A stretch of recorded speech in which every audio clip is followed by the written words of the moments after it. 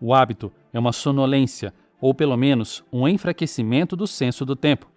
Sabemos perfeitamente que a intercalação de mudanças de hábitos ou de hábitos novos constitui o único meio de manter a nossa vida, de refrescar a nossa sensação de tempo, de obter um rejuvenescimento, um reforço, um atraso da nossa experiência do tempo e, com isso, a revolução da nossa sensação da vida em geral.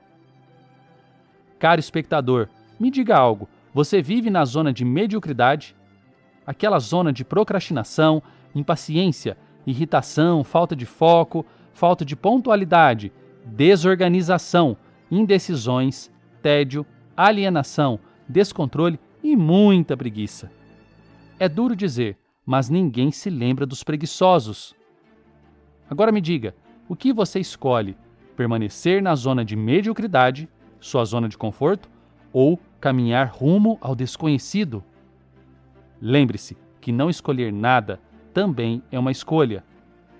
Todavia, vem aí 3 lições poderosas, tiradas da obra A Montanha Mágica, do escritor vencedor do Nobel de Literatura de 1929, Thomas Mann, que pode revelar o quão forte você é. Tem gente que passa a vida sem descobrir isso. Mas o que seria o desconhecido, Alisson? Algo que pode colocar você numa vida cheia de aventuras, com sofrimentos, alegrias e muito autoconhecimento. Cada dia será único, cada dia vai exigir o melhor de você. Você quer? Então, vamos às incríveis lições da Montanha Mágica. Mas antes, vale dizer que, nascido em 1875, o escritor alemão Thomas Mann é autor de alguns dos clássicos mais importantes da literatura. Conhecido no mundo todo pelo seu intelecto, Mann foi um dos maiores escritores do século XX. Ele era filho de um rico comerciante, Johann Mann, e de uma brasileira, Júlia da Silva Brum. Ferrenho opositor ao nazismo, depois da ascensão de Hitler ao poder, Thomas Mann deixou a Alemanha em 1933 e se exilou nos Estados Unidos. O trabalho dele como escritor começou em revistas e culminou em um sucesso estrondoso, tendo algumas de suas obras mais famosas transpostas para o cinema, caso, por exemplo, dos filmes Morte em Veneza e Fausto. Entre os livros mais famosos do autor está A Montanha Mágica, um verdadeiro tijolão, que em português tem em média 800 páginas. Escrita antes, durante e depois da Primeira Guerra Mundial, a obra narra a trajetória do jovem engenheiro Hans Castorp. A história começa quando Hans, um jovem burguês, e sem muitas qualidades, que o autor apenas não quer chamar diretamente de medíocre, guarde essa palavra, vai visitar um primo em um sanatório para tuberculosos. O protagonista está prestes a iniciar sua carreira profissional, mas estende sua permanência no sanatório ao ser diagnosticado com sintomas da doença. As internações duravam meses, muito frequentemente vários anos, como foi o caso dele e de seu primo. Só que Hans quer voltar depressa à sua rotina, fez a viagem porque foi obrigado. Ele quer retornar para sua vida anterior, exatamente no ponto em que a deixou. Todavia, opera-se uma transformação nele. À medida em que vai vivendo nesse lugar e tendo contato com outras pessoas e situações, essa mudança o torna apto a inúmeras aventuras morais, espirituais e sensuais. Não é apenas Hans que cresce ao longo do romance, mas nós também. Contudo, antes, lá no comecinho, quando a história está prestes a se desenrolar, Hans é chamado pelo narrador de folha em branco. Será que você tem alguma ideia do que isso quer dizer? E se sim, o que a gente pode fazer para, como Hans, não ser uma reles folha em branco sem rumo? Vamos voltar a isso. Agora é hora das incríveis 3 lições. A terceira é a mais forte, e claro que coloquei ela lá de propósito. É um verdadeiro soco no estômago, mas dói ainda mais na consciência daqueles que têm coragem de enfrentá-la. 1. Todo o caminho que trilhamos, pela primeira vez, é muito mais longo do que o mesmo caminho quando já o conhecemos. Você já reparou que a água parada fede? Sério, tudo que fica parado muito tempo vira mofo ou fedor. Basta observar ao redor. a vida, a própria natureza e, digamos, a própria biologia do cotidiano, dá essa dica para nós, que a estagnação é nociva. Basicamente é o seguinte: o mundo está organizado de modo a estimular a vontade de viver no ser humano. E o que é que costuma desencadear essa vontade de viver? As mudanças, os desafios, o desconhecido, o saber que está contido nas novas experiências. Mas, inversamente, qual é a direção que costumamos tomar na vida? A direção dos hábitos, do que a gente conhece. Começamos temerosos em tudo que é novo. Desde a infância é assim. Aliás, se formos atender ao desejo das crianças, elas nunca, jamais vão para a escola, porque o primeiro dia costuma ser apavorante para elas. Todo mundo já passou por um período sério de transição e mudança na rotina e entende como é. E de repente, parece que a gente é criança de novo. Realmente, não é fácil mesmo passar por essas transições. Logo após uma grande mudança na vida, parece que até o nosso corpo fica diferente. É como uma espécie de ressaca. E temos uma tendência a nos desesperar pela nossa impaciência, porque queremos que tudo aconteça rápido, que toda aquela situação passe rápido. Mas tudo é um processo, leva tempo para se ajustar. Em matéria de viver, nada é instantâneo como nós gostaríamos. Então, no começo é assim, nos debatemos, não aceitamos bem, até que finalmente assimilamos o que nos aconteceu e entre mortos e feridos podemos observar com calma o que aprendemos. O interessante é que conforme vamos atingindo a idade adulta, ao invés de melhorarmos isso, já que é algo que nos acontece com alguma frequência, nossa tendência é ficarmos mais resistentes ao que nos tira da nossa inércia. Ficamos décadas em empregos que não gostamos, por exemplo, ou em relações que nos machucam, ou em amizades que nos sufocam. Somos como Hans, odiamos riscos, temos horror à incerteza. Nosso objetivo é sempre funcionar dentro do padrão do conhecido.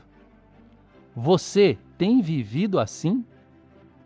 Sim, o sanatório gera um grande desconforto inicial, como toda alteração significativa na existência, mas é isso que trará um acúmulo de vivências que forjarão o espírito do nosso protagonista. E para aqueles que não têm medo de seguir em frente, 2. O próprio homem é um mistério, e toda a humanidade baseia-se no respeito pelo mistério do homem. No sanatório, Hans acompanha situações de amor, morte e doença. É nesse processo de encantamento e frustração, de descoberta de um ser em formação, que o romance de Thomas Mann se sustenta. Em um dos capítulos, Perdido em uma Tempestade, o personagem tem uma experiência de solidão, silêncio e pavor, que mudará para sempre sua maneira de ver o mundo. Nela, ele terá sua vida em risco e se verá entregue não apenas ao perigo, como também a seus maiores medos interiores. Mas a questão é que depois de passar por todos esses fatos, Hans não enxerga na situação do homem apenas catástrofe. Ele enxerga no homem nobreza, a nobreza de conseguir se levantar mesmo em meio a circunstâncias complicadas. Para ele, a humanidade é uma coisa impressionante, porque é capaz de conceber o seu próprio mundo. E para isso, contamos com a liberdade da nossa mente para elaborar o sentido das coisas e reerguermos a nós mesmos. Ou seja, mais importante do que as mudanças e acontecimentos ruins que porventura nos traga o caminho que escolhemos, é o desenvolvimento de sentido o que mais importa. Para ele, o mais importante na existência, o que ela tem de mais profundo, é o que o homem possa conhecer a si mesmo e reconhecer o mistério que é estar vivo. O homem de Thomas Mann não tem tempo nem disposição de ficar pensando, por exemplo, na morte que um dia inevitavelmente chegará. Ele está mais interessado em criar a sua própria dignidade no mundo. E você, qual o sentido da sua vida? Qual o seu verdadeiro propósito? Agora, a minha lição preferida e a mais forte também. 3. O Senhor sempre quer que tudo seja inofensivo, Castorp. É essa a sua índole? Às vezes, não se mostra avesso ao contato com coisas nada inofensivas, mas então as trata como se fossem perfeitamente inocentes, e com isso pensa agradar a Deus e aos homens. O Senhor é uma espécie de covarde e de hipócrita. Podemos dizer que o personagem principal da Montanha Mágica é uma pessoa frívola, quase abstrata. Ela não procura conflito nem contato com os problemas do mundo real. Nele, a vontade é ausente. Para se ter uma ideia, o narrador diz que o único desejo de Hans é usufruir o seu tempo livre para fumar sua marca favorita de cigarro. Conforme vai sendo desfiada a trama do livro, nosso anti-herói se depara com situações sérias. E qual é o comportamento inicial dele em relação a tudo isso? Talvez seja uma conduta muito parecida com o que a gente tem nessas situações mais difíceis na vida: tédio, distância e indiferença. Muitos de nós, inclusive, disfarçamos com o riso o medo que temos daquele contexto que precisamos enfrentar. Coisas da zona de mediocridade. Aliás, você já parou para se autoanalisar sobre o riso? E sobre que tipo de coisa faz você rir? Saiba que as coisas das quais você ri dizem muito sobre quem você é, e que também é possível e necessário nos educarmos sobre o riso. Porque, vocês sabem, hoje o tal do deboche é algo que está na moda. E não vamos falar aqui que o nosso Hans era um debochado, que ria de tudo, como muita gente faz hoje, mas ele se distanciava da realidade quando ela se mostrava difícil, e essa falta de seriedade e comprometimento prejudicava as pessoas que precisavam dele nesses momentos. Bem, mas voltemos à questão da folha em branco, tema que tratamos logo no início. Hans tinha 23 anos e já gozava de uma boa instrução acadêmica. Ele seria engenheiro naval, o que em tese lhe daria boas oportunidades de trabalho. Além da sua língua materna, o alemão, ele falava francês, e a formação dele era protestante, ou seja, ele já tinha certas, digamos, peculiaridades como indivíduo. Mesmo assim, é visto dentro da história como uma folha em branco, alguém vazio, sem personalidade. Basicamente, o protagonista tomou essas decisões sem pensar muito, sem estar conscientes delas. Foi levado pelo seu meio a optar por elas. Ou seja, ele era alienado mentalmente de sua vida. Até aquela idade de jovem adulto, ele não estava presente de verdade nela. Resumindo, ele ainda não tinha começado a existir.